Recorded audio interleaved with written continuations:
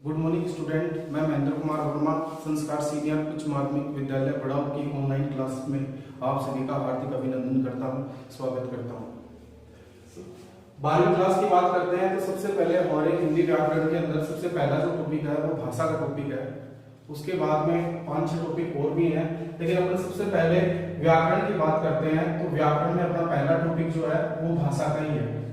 अपन ने शुरू से ही पढ़ा है कि भाषा क्या चीज होती है और भाषा के बिना अपन क्या कर सकते हैं, क्या नहीं कर सकते हैं। तो सबसे पहले अपन भाषा की बात करते हैं कि भाषा क्या होती है। तो भाषा शब्द की सबसे पहले उत्पत्ति की बात करेंगे कि भाषा शब्द की उत्पत्ति कैसे हुई है, किस प्रकार से इसको बनाया गया है। तो सबसे पहली बात यह है कि भाषा शब्द की उत्पत्ति संस्कृत भाषा की भास धातु से हुई। भाषा शब्द जो है इसकी उत्पत्ति संस्कृत भाषा के भास धातु से हुई है, जिसका अर्थ है विस्तृत वाणी या अभिव्यक्ति। इसका एक अर्थ और भी ले सकते हैं अपन, अभिव्यक्ति और व्यक्त वाणी भी बोल सकते हैं इसको, व्यक्त वाणी। व्यक्त वाणी का मतलब क्या है कि अपन अपने विचारों को दूसरों के सामने जिस माध्यम से व्यक्त करते हैं वही होती है हमारी अभिव्यक्ति या व्यक्त वाणी।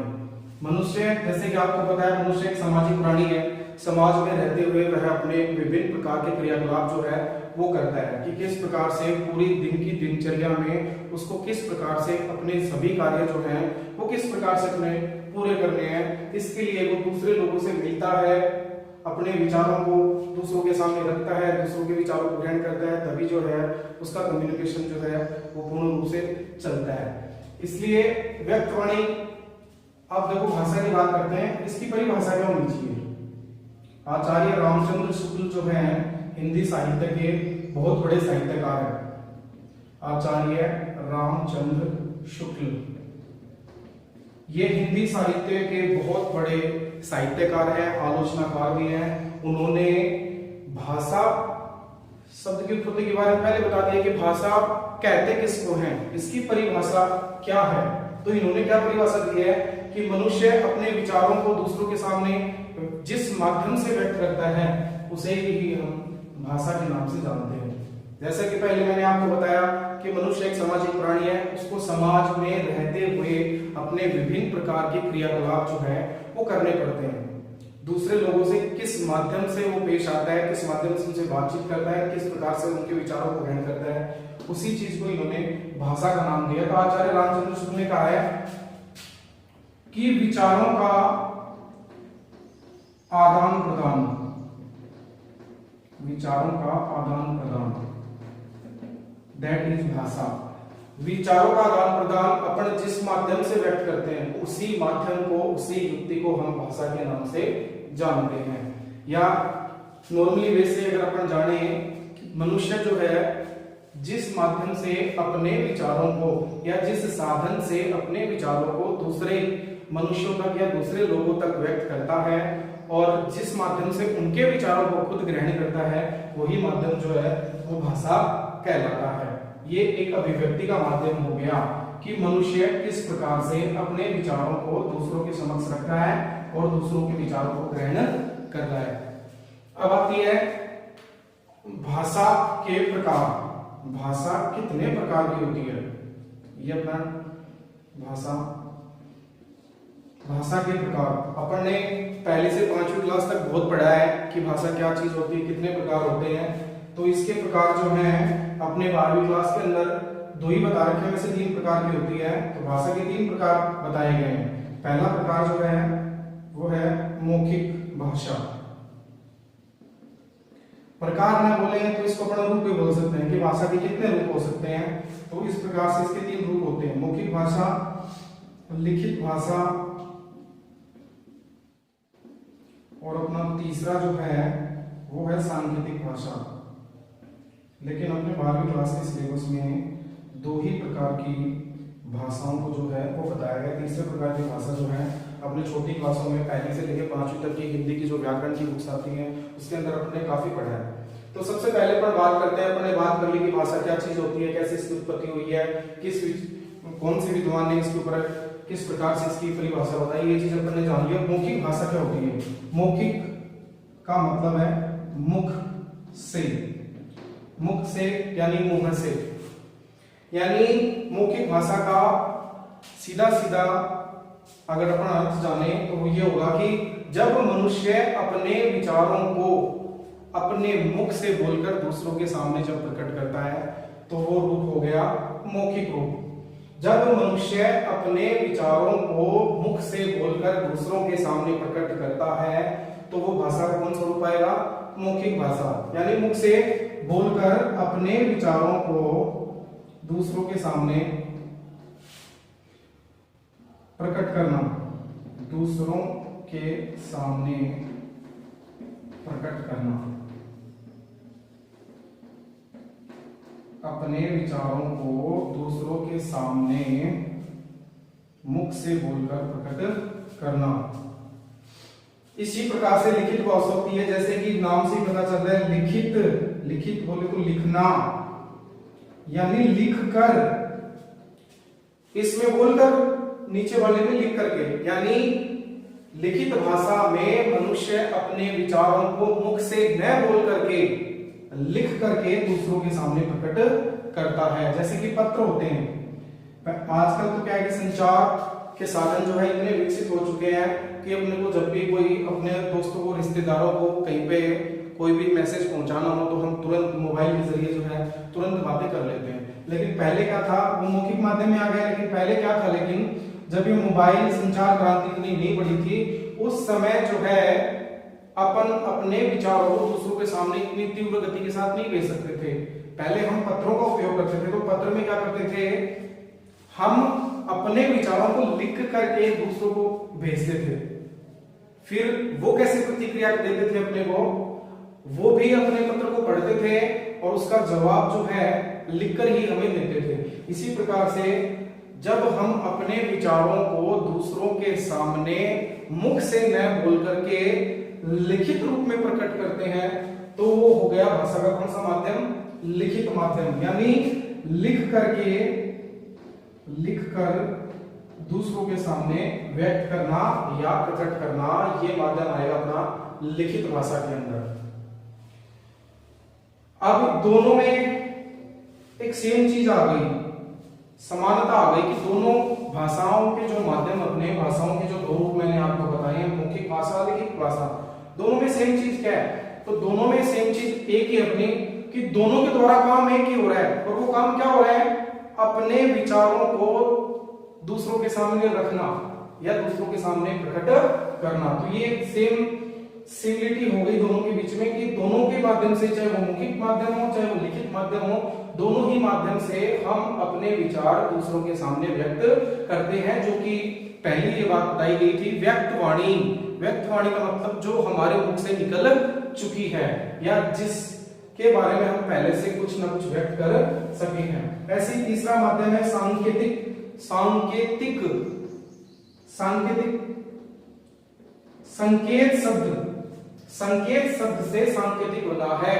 संकेत का मतलब होता है इशारे, इशारे, यानी ये एक ऐसा रूप है, ये एक ऐसा माध्यम है जो ऊपर वाले दोनों माध्यम थे उनसे बिल्कुल डिफरेंट है। ये मौखिक भाषा में अपन ने क्या किया था, हमने अपने विचार दूसरे लोगों के सामने कैसे प्रकट किए थे? मुख से बोल करके दूसरों के सामने प्रकट किए थे। लिखित भाषा में मुख से न बोल करके लिख करके दूसरों के सामने प्रकट किया। लेकिन ये तीसरा जो माध्यम है ये बिल्कुल ही डिफरेंट है। इसमें ना ही तो मुख से बोलकर प्रकट किए जाएंगे, ना ही लिख करके प्रकट किए जाएंगे। इसमें जो प्रकट किए जाएंगे वो संकेत या इशारों से। जैसे एक छोटा सा उदाहरण लेते हैं, जैसे कोई गूंगे बहरे लोग हैं जो बोल भी नहीं सकते हैं, सुन भी नहीं सकते हैं, लिख भी नहीं सकते हैं, यानी मानसिक रूप से, शारीरिक रूप से जो विकलांग है, वो लोग अगर उन लोगों को किसी चीज की अगर आवश्यकता हो तो वो लोग किस प्रकार से दूसरों से कैसी क्रियाएं करके अपनी आवश्यकताओं की पूर्ति कराएंगे? तो वो लोग क्या करते हैं, जो बोल नहीं पाते हैं जो बोलकर समझा नहीं सकते हैं, या फिर जो शारीरिक रूप से विकलांग है, जो लिखकर भी नहीं बता सकते हैं या अनपढ़ है, तो वो क्या करते हैं, संकेत के माध्यम से, इशारों के माध्यम से चीजों को बताते हैं कि हाँ भाई मुझे इस चीज की आवश्यकता है। जैसे किसी को भूख लगी है, जो बोल नहीं पाता है, लिख नहीं पाता, वो क्या करेगा, भूख लगी तो ऐसे करके बताएगा कि हाँ मुझे भूख लगी है। और अपने को क्या करना है, उसके द्वारा जो भी संकेत या इशारे किए गए हैं उन इशारों को समझना है, क्योंकि वो जो व्यक्ति होगा वो संकेत और इशारों के माध्यम से ही अपनी पीड़ा को व्यक्त कर पाएगा, या उसको जो चीजें चाहिए वो चीजें वो इसी प्रकार से संकेत और इशारों के माध्यम से जो है वो हमें समझा पाएगा कि उसे किस चीज की आवश्यकता है।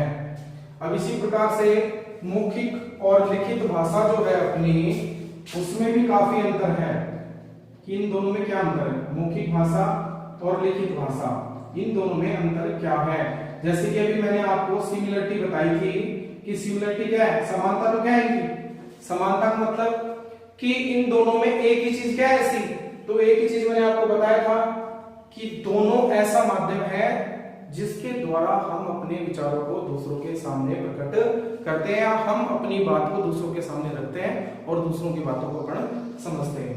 अब लेकिन इन दोनों में अंतर क्या हो गया, पहला अंतर लिखते हैं अपन, मौखिक भाषा की बात करते हैं। मौखिक भाषा में जैसा कि अपने परिभाषा बताया था, मौखिक भाषा में अपने विचार प्रकट कैसे होंगे, मुख से बोलकर, पहला अंतर मुख से बोलकर। लिखित में कैसे होंगे, लिखकर। ये पहला ही अंतर है जो परिभाषा के ऊपर डिपेंड करता है। पहला अंतर मुख से बोलकर, दूसरा अंतर लिखकर। ये मौखिक का, ये लिखित का। दूसरी बात क्या होती है कि मौखिक भाषा में हम जो बातें बोलते हैं उन बातों को बोलने में समय की काफी बचत होती है। एक चीज तो अपन लिखकर ही प्रकट करें, एक चीज हम बोलकर ही प्रकट करें, तो बोलने में क्या लगता है, टाइम की बचत होती है, समय की बचत होती है। तो बोलकर जब हम दूसरों के सामने अपने विचार व्यक्त करते हैं तो उसमें समय कम लगता है, और लिखकर व्यक्त करने में समय क्या लगता है, ज्यादा लगता है। इसमें समय ज्यादा लगता है, इसमें समय कम लगता है। यानी मौखिक भाषा में जो भी चीज अपन दूसरों के सामने बोल रहे हैं, बोलने में काफी कम समय लगता है और लिखने में समय ज्यादा लगता है। तीसरी बात आती है परिवर्तन की, चेंज की, कि इनको चेंज किया जा सकता है कि नहीं किया जा सकता है। अब मुख से अगर अपन कोई बात बोल रहे हैं तो हम उसको बदल सकते हैं कि हमें किस वर्ड की जगह कौन सा वर्ड बोलना है, या हमें क्या बोलना है, तो हम उसके अंदर बदलाव कर सकते हैं। लेकिन लिखित भाषा में अपन बदलाव नहीं कर सकते हैं, क्योंकि जो एक बार लिख दिया उसको लिखने के बाद में अगर अपन बदलेंगे तो उसमें काट छांट करनी पड़ेगी हमें। ये तीसरा जो है इसमें अंतर है। बोलने में ज्यादा कुछ नहीं करना पड़ेगा, अपन तुरंत उसको चेंज कर देंगे, कुछ नहीं करना पड़ेगा। लिखने में लेकिन हमें काट छांट करनी पड़ेगी। ये मौखिक भाषा होती है वो स्वाभाविक होती है, स्वभाव के अनुसार होती है, स्वाभाविक, बल्कि ये कृत्रिम होती है। ये इस प्रकार से मौखिक भाषा और लिखित भाषा के अंदर 3-4 प्रकार के डिफरेंस हैं जो मैंने आपको बता दिए। तो ये अपना 2 नंबर का चैप्टर आता है भाषा का, 12वीं क्लास के अंदर। बता दिया मैंने आपको भाषा क्या चीज होती है। हिंदी व्याकरण में पहला चैप्टर यही है कि भाषा की उत्पत्ति कैसे हुई, कौन से ऐसे महान विद्वान रहे जिन्होंने भाषा के ऊपर अपनी राय दी है, भाषा के कितने रूप हैं या कितने प्रकार हैं, और मौखिक भाषा और लिखित भाषा में क्या अंतर है। इसी के अंदर एक चीज और आती है बोली की, कि बोली क्या चीज होती है। बोली यानी बोलना, लेकिन भाषा से ये क्या डिफरेंट है, बोली के अंदर क्या होता है, स्थानीय बोलियां, जो स्थानीय स्तर पर बोली जाती हैं। देखो एक तरफ बोली हो गई, एक तरफ भाषा हो गई। अगर अपन इन दोनों में अंतर करें, डिफरेंस करें, तो इन दोनों में क्या अंतर होना चाहिए। भाषा जो होती है वो विस्तृत क्षेत्र में बोली जाती है, विस्तृत क्षेत्र। सबसे पहला एरिया का ही अंतर है इसके अंदर। एरिया की बात करें तो भाषा जो होती है वो विस्तृत यानी बहुत बड़े समुदाय में, बहुत बड़े क्षेत्र में बोली जाती है, बल्कि बोली क्या होती है, ये सीमित क्षेत्र में बोली जाती है। सीमित यानी इसका दायरा जो है वो भाषा की तुलना में क्या होता है, कम होता है। भाषा पूरे देश की भाषा होती है, इसलिए वो उसका दायरा जो है बहुत बड़ा है, लेकिन ये बोली जो है वो सीमित क्षेत्र में, यानी इसकी एक लिमिट होती है, ये सीमित क्षेत्र में बोली जाती है। जैसे कि इसके लिए एक कहावत और होती है, जैसे मनुष्य अपने, मैंने बताया था कि भाषा क्या चीज होती है, मनुष्य अपने विचारों को जब दूसरों के सामने जिस माध्यम से बोल करके प्रकट करता है, लिखकर प्रकट करता है, वही भाषा हो गई। इसमें क्या होता है, बोली में इसके लिए कहावत है, इसके लिए कहावत है, 3 कोस में बदले पानी और 10 कोस में बदले वाणी। इसके लिए कहावत बोली जाती है कि ये बोली के लिए बोली जाती है, 3 कोस में बदले पानी, 10 कोस में बदले वाणी। इसका अर्थ क्या हुआ, 3 कोस की दूरी पार करने पर स्थानीय क्षेत्रों में पानी की जो प्रकृति होती है वो बिल्कुल क्या हो जाती है, बदल जाती है। यानी पानी की प्रकृति में, उसके स्वाद में और उसकी उपलब्धता में क्या आ जाती है, बदलाव या परिवर्तन आ जाता है। उसी प्रकार से जैसे 3 कोस चलते हैं अपन, लगभग 9-10 किलोमीटर जाते हैं, जिस प्रकार से 10, 15, 20 किलोमीटर के एरिया में जाते ही वहां की बोली बदल जाती है, उसी प्रकार से 10 कोस में बदले वाणी, 10 कोस लगभग 30 किलोमीटर स्थानीय क्षेत्र से कहीं अपन दूर जा रहे हैं, तो वहां पर दूर जाते ही वहां की वाणी यानी आवाज यानी बोली, वहां की क्या हो जाती है, बोली भी बदल जाती है। जिस प्रकार से स्थानीय क्षेत्रों में, ग्रामीण क्षेत्रों में 3 कोस की दूरी पार करते ही वहां का पानी जो है, जल स्तर जो है, उसकी उपलब्धता जो है, उसका स्वाद जो है, उसकी प्रकृति जो है, उसमें क्या जाता है, बदलाव आ जाता है। उसी प्रकार से 10 कोस की दूरी पार करने पर स्थानीय क्षेत्रों में वहां की बोली भी बदल जाती है। तो ये इसके लिए एक कहावत कही गई है। सबसे पहला इसमें डिफरेंस की बात करें अपन, तो बोली सीमित क्षेत्र में बोली जाती है, भाषा बहुत बड़े क्षेत्र में बोली जाती है। बोली के लिए किसी साहित्य का होना आवश्यक नहीं है। बोली जो होती है उसके लिए किसी भी साहित्य का होना जरूरी नहीं है, लेकिन भाषा जो है उसके लिए कोई ना कोई साहित्य होना जरूरी है। ये 2 डिफरेंस जो है इनमें है। अगर कोई पूछ ले आपसे कि भाषा और बोली में क्या अंतर, तो बोली की अगर अपन परिभाषा बताएंगे तो स्थानीय क्षेत्र में बोले जाने वाली भाषा ही बोली कहलाती है, जो पल पल कुछ किलोमीटर के दायरे के अंदर बदलती रहती है। ये अंतर हो गए। अब बात करते हैं अपन भाषा की इकाइयां जो है वो भी बताई गई है इसके अंदर। भाषा की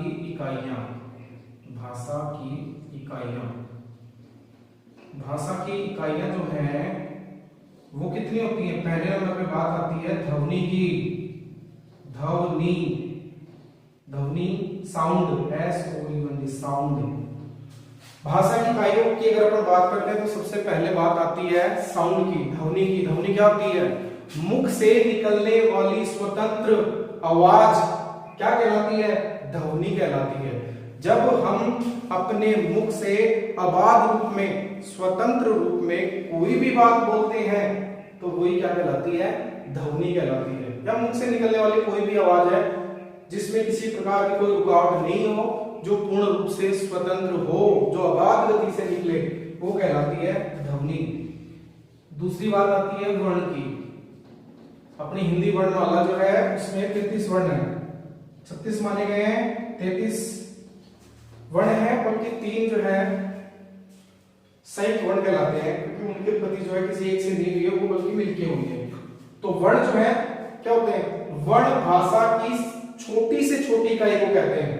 अगर इसकी परिभाषा की बात करें तो वर्ण भाषा की छोटी से छोटी इकाई को कहते हैं जिसके और टुकड़े नहीं किए जा सकते। जैसे वर्णों की बात करते हैं, जैसे कोई क आ गया, च आ गया, ट आ गया, ये वर्ग है। क वर्ग में 5 वर्ण है, च वर्ग में, ट वर्ग में, सब में 5-5 वर्ण है। अब अगर तुम बात करें क वर्ग की, ये क वर्ग पूरा है, अगर अपन इसके टुकड़े करने चाहें तो इसके नीचे हलंत लगा देंगे और ये इस कै की बजाय ये आधा कै बन गया। अगर अपने को कोई कहते हैं कि इस आधे कै के भी अपने को टुकड़े करने हैं तो वो संभव नहीं है, इसके टुकड़े अब और नहीं हो सकते हैं। तो मैंने क्या बताया, वर्ण भाषा की छोटी से छोटी इकाई है जिसके और टुकड़े नहीं किए जा सकते हैं। तीसरे नंबर पे बात आती है शब्द की। भाषा की इकाइयों में तीसरा जो बात आती है वो आती है शब्द की। और ये शब्द क्या होते हैं, शब्द बनते हैं वर्णों से। और कैसे, वर्णों के सार्थक समूह को ही, वर्णों के सार्थक यानी जिसका कोई सार्थक सही अर्थ निकले, वर्णों के सार्थक समूहों को ही शब्द कहा जाता है। यानी कोई भी वर्ण है जिससे एक सार्थक शब्द बने और जिसका कोई ना कोई अर्थ निकले। जैसे मैंने लिख दिया कै प्लस मैं प्लस ले, तीन वर्ण मैंने ले लिए और तीनों को मिला के मैंने बनाया कमल। और ये कमल जो है ये है सार्थक शब्द। और ये सार्थक शब्द क्यों है, क्योंकि इसका कोई ना कोई अर्थ निकल रहा है और सही निकल रहा है। जैसे कमल किसी भी व्यक्ति का नाम हो सकता है और कमल कमल का फूल भी होता है, इसलिए ये सार्थक शब्द है। चौथी बात करते हैं शब्द के बाद में पद की। पद क्या होता है, विभक्ति युक्त शब्द को अपन पद के नाम से जानते हैं, या वाक्य में प्रयुक्त शब्द के व्यवहारिक रूप को पद कहते हैं। वाक्य में प्रयुक्त शब्द के व्यवहारिक रूप को ही अपन पद कहते हैं। पद की बात करें तो इसमें जैसे राम ने रावण को बाण से मारा, राम ने रावण को बाण से मारा। अब इसमें अपने को देखना है कि कितने पद हैं, क्योंकि पदों को मिलाकर ही ये पूरा वाक्य बना है। जैसे राम ने, ये अलग पद हो गया, एक पद ये हो गया, रावण को एक पद ये हो गया, बाण से ये तीसरा पद हो गया, ये चौथा पद हो गया। इस प्रकार से चार पद बने इसके अंदर और चार पदों से ही ये वाक्य पूरा बना है, राम ने रावण को बाण से मारा। यानी विभक्ति युक्त शब्द जो भी है वो कहलाएंगे पद। और पांचवी बात आती है अपने वाक्य की। भाषा की इकाइयों में पांचवी इकाई जो है उसको कहते हैं वाक्य। यानी शब्दों से मिलकर जो पूर्ण विचार प्रकट होता है, शब्दों से मिलकर जो पूर्ण विचार प्रकट होता है उसे ही हम क्या कहते हैं, वाक्य। जैसे वह पढ़ रहा है, वह पढ़ रहा है। अगर अपन इस उदाहरण को देखें तो इस उदाहरण को देखने से, इसको समझने से अपने को क्या पता चल रहा है कि कोई भी है वो क्या काम कर रहा है, वो पढ़ने का काम कर रहा है। वह पढ़ रहा है यानी पूरा अर्थ जो है वो प्रकट हो रहा है कि कोई है जो पढ़ने का काम कर रहा है। इस प्रकार से भाषा की इकाइयों के 5 इकाइयां मैंने बता दिया आपको, ध्वनि, वर्ण, शब्द, पद और वाक्य। तो आप सभी का धन्यवाद कि अब अगली क्लास में अपन नेक्स्ट टॉपिक जो है उसको पढ़ेंगे। तब तक के लिए गुड बाय, घर रहिए, सेफ रहिए।